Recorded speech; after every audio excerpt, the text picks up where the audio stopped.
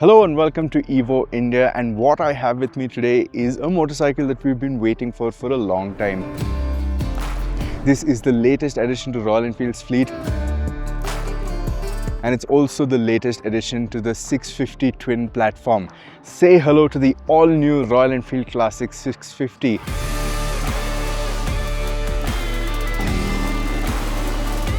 And in this video, I'm going to be telling you what this bike is like to ride, how it is different from its 650 twin brethren, and whether or not you should consider getting one. But before we get into all that, don't forget to like this video, share it with like-minded enthusiasts, and smash that bell icon to stay notified for all of our video drops.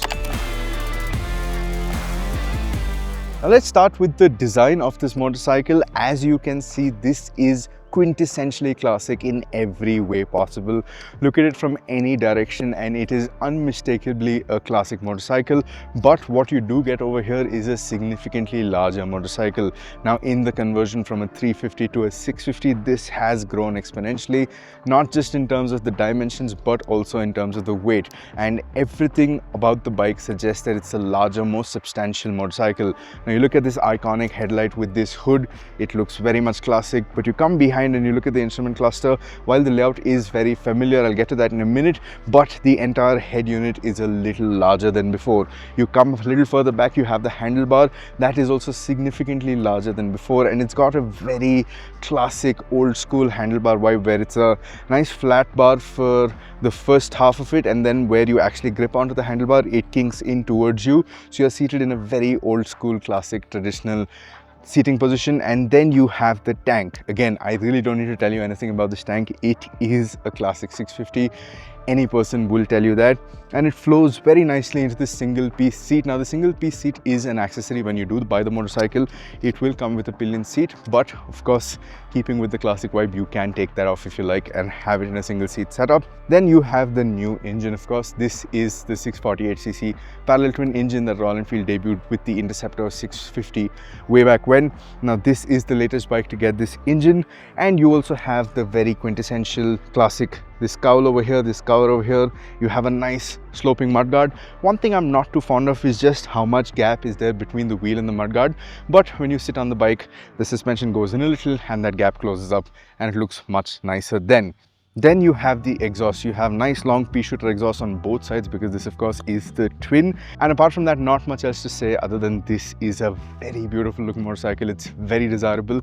There are also 4 different colors to choose from, so in terms of the variants, there are no feature or spec differences. It's just the colors that separate the different variants. So you have the Wallam red and the Bruntingthorpe blue, then you have the classic teal color, and you have the black chrome, which is the top of the line colorway. Now what do you think about the design? Let us know in the comment section down below.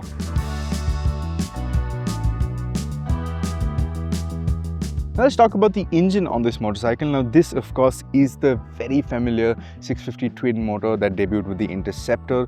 In terms of the tune and the sprocketing and the final gearing and all of that, it is almost the same as the one found on the Shotgun 650 and the Super Meteor 650, barring the fact that the wheel sizes are a little different, so you get a little change in the way the bike accelerates. But when you're riding it, unless you're actually A-B'ing the motorcycle, you really won't tell much of a difference. In terms of the engine characteristics, I don't really need to tell you about it because this has been around for a while. It is a very likable motor, it's very tractable. You can ride it hard if you want to, and just as well you can also ride it a very sedate manner when you choose to. It's very tractable, which means you don't need to work the gearbox a lot. That being said, the 6-speed gearbox is a very crisp, very tactile unit. You never really miss any shifts. It's easy to find neutral.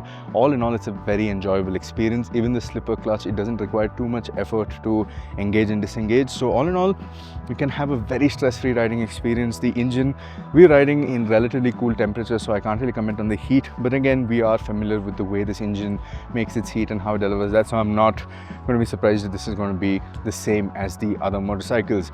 All in all, I really love the characteristics of this engine. We're riding out in Kannur, some really nice twisty roads, so if you want to ride aggressively, you can always do that, but the kind of roads we were riding on were pretty narrow, very twisty, very turning, lots of U-turns and all of that. Stick it in fourth and you can ride the wave of torque through the corners.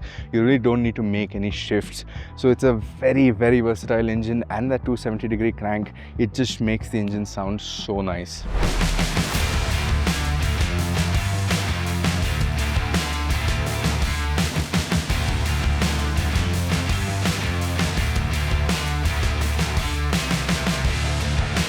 Now let's talk about the ride and handling and the entire chassis setup of this motorcycle. Now underpinning this bike is the very same frame that does duties in the Super Meteor 650 and the Shotgun 650. So the rest of the geometry also is fairly familiar, but the entire ergonomics triangle has changed a fair bit. Now if I swing a leg over, I am greeted by an 800 mm seat height, which as you can clearly see, I'm flat footing without any effort. Now the foot pegs are in a very neutral position. They're a little forward set but not cruiser forward set, so again very manageable. You have a very comfortable bend in your leg. You're not in a very racy stance, but you're not completely raked out as well, so longer durations on the saddle is something that you can do very comfortably. Now coming to the handlebar, this, like I mentioned before, is a very old school, very retro handlebar, and I really love the look that it adds to the bike. Like from the rider's triangle, when you're looking head on, you're greeted by a much larger head unit. So the triple clamp, it bears the Royal Enfield inscription. You have a relatively flat handlebar that kinks in towards you, so you have a nice and wide commanding stance, and that with the foot peg placement, it keeps you nice and upright. There's a nice, your back is straight and your legs are not too bent, so overall it's a very comfortable riding stance. Now in terms of the rest of the chassis setup, you have 43 mm telescopic forks at the front with 120 mm of travel, and these twin shocks at the rear are good for 90 mm of travel. In terms of the ground clearance, you have 156 mm of it, and even going over taller speed breakers, never once did it bottom out or scrape at all. Now coming back to the rideability of this motorcycle, this is the heaviest Royal Enfield production bike till date. 243 kilos is the curb weight of this motorcycle. That makes it quite a heavy motorcycle, and it doesn't really hide its weight or try to hide its weight at all.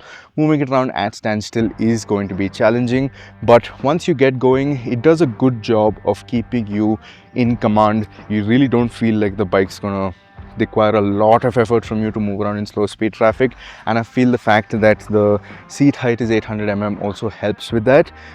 Shorter riders although might feel that the seat is a little tall, and not because of the 800 mm seat height, but because of how wide the bike is.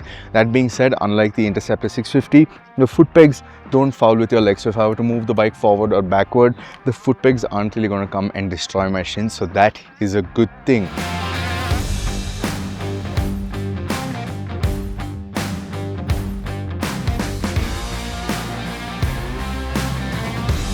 In terms of the ride quality, now the Shotgun and the Super Meteor both were very stiff motorcycles, the Shotgun especially more so, and it was also down to the fact that you're seated somewhat like a proper cruiser, and it didn't have much travel in its suspension.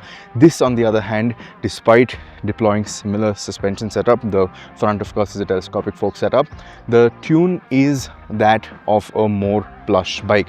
Now bear in mind, the inherent tune of the bike is still of a stiff one, but I feel like it just deals with bumps a little better at speed when you're on the highway, or when we were in the twisties over here. The roads aren't perfect, they have a little ripples and all that, and at those times the suspension does feel a little busy, but on the whole it feels a lot more plush, a lot more usable than the other two 650s, that is the Shotgun and the Super Meteor, and I feel like this will be an easier bike to live with on the daily basis as well, just because of that. Now coming to the cornering abilities of this motorcycle, Royal Enfield made it very clear that they didn't want this to be just a lethargic cruise around town sort of bike. They wanted this to be a spirited motorcycle, in the sense that when you do attack the twisties in between your long highway runs, this should handle very well. Now in terms of that, you have a 19-inch front wheel with a 190 section front tire. These are co-developed by MRF. They're the Nilo High Z tires, and at the rear you have an 18-inch wheel with a 140/70 section tire. Now the weight with the bigger front wheel does mean that it does require a little effort to steer in, but after that, once you get around that and once you figure out how exactly you need to be doing that, it goes into a corner very well, and it holds the line also very well. And the fact the suspension is a little more plush than before, the mid-corner undulations don't upset this as much as it would a Super Meteor, because in a Super Meteor, when you're cranked over and there's a mid-corner undulation, you've really used up all of the travel, and then when you hit something, it really unsettles you as a rider. But this on the other other hand, with the little more plusness that it has, it handles it a lot better and feels a lot more stable, with you feeling in command the entire time. Now, coming back to the handlebar in terms of handling, as much as I like the visual look of it and as much as I like to just sit and cruise around with this handlebar, while attacking the corners, I would have liked a slightly flatter, not wider because this is wide enough, but a slightly flatter, a more straight handlebar setup, because then you can grip the bars the way you want to and lean into the corner. Here I feel like you're getting a little restricted with the way the handlebars are placed, but then again, this is a personal preference, and honestly, with a bike like this, you're not going to be setting lap times at your local ghat, so that is really a non-issue. It's a matter of preference. While I do enjoy the visual aesthetic appeal of this, I would have liked the handlebar to be a little more outward. Now, in terms of the braking setup, you get a 320mm disc at the front and a 300mm disc at the rear. Now, both the rotors are chomped onto by twin piston calipers. Now, these are bi-brake calipers, but this is the first time that Royal Enfield has put its own branding on the calipers. It's a very neat little touch, I feel, in my opinion. Now, the braking performance is solid. The front brake requires a bit of effort from you to pull the lever to get all the braking performance, whereas the rear is very sharp, and one little tap and you get all the braking performance you need. And this is comforting because this, after all, is a 243 kilo behemoth and you need to be able to slow it down in time, and the combination of both brakes works well to allow you to control the speed and manage it very well. Now, of course, you would like the front to be a little sharper so that you can load the front while entering a corner, but you do need to rely on the rear brakes in this case to really set yourself up for a corner. So once you calibrate to that, once you calibrate to the weight and the handlebar, this is actually a very nice bike to ride and ride hard. And at the very same time, it's a very fun bike to ride in a sedate manner, and that 650 twin engine with all of its versatility really allows you to do the best of both. So while I still want to ride this in Pune roads over a significantly worse road setup to really understand how the suspension is, I feel like this will fare better than the Shotgun and the Super Meteor. Now, in terms of features, this is a very bare bones bike, and I feel like that's how it should be. It is a classic motorcycle and you want a classic experience, not one that's driven by tech, and to that regard, the amount of tech you have is just what you need. Now, the speedometer count, it does go up to 200 because this, after all, does make use of the bigger, more powerful engine, and you have a small LCD screen which shows you your fuel readout, your odometer, your time. It also has your eco indicator, so when you're really gunning it, that time you can see whether you're riding economically or not. Not something you'd really use, but it's nice to have. And apart from that, you have your TripperPod navigation. So this is something that basically makes use of Google Maps navigation to give you turn-by-turn navigation. It's a little more accurate than the other things out there, and this is baked into the ex-showroom price of the bike, irrespective of which color you choose. So like I said, there are no variants as such. It's just the colors that you're paying a little more or less for. And apart from that, you have your LED headlight, LED tail light, you have LED pilot lights and adjustable levers.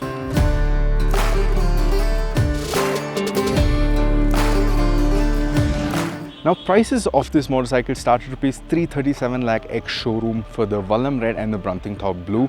The mid-spec teal variant, that costs rupees 3.41 lakh ex-showroom, and the top-end variant, which is this black chrome, it costs rupees 3.5 lakh ex-showroom. Now, those of you who have the Royal Enfield page open on the side will realize that this is the third most expensive bike in the range and not the most expensive bike like we were assuming it would be, which means it's placed between the Continental GT and the Bear 650, with the Shotgun and the Super Meteor being more expensive respectively. So for the price that they have launched this at, I feel it's a very desirable motorcycle. It looks great, it rides better than the Shotgun and the Super Meteor. It has classic appeal oozing from every crevice, and it's just an all in all a very stunning package. It does have a few flaws and there are some things I still want to test back at home, and we will give you a road test after that, but as it stands, I'm mighty impressed. The pricing is great. They've not priced it out of reach, and I mean, just look at it. Do you really need more to convince you to get a bike like this?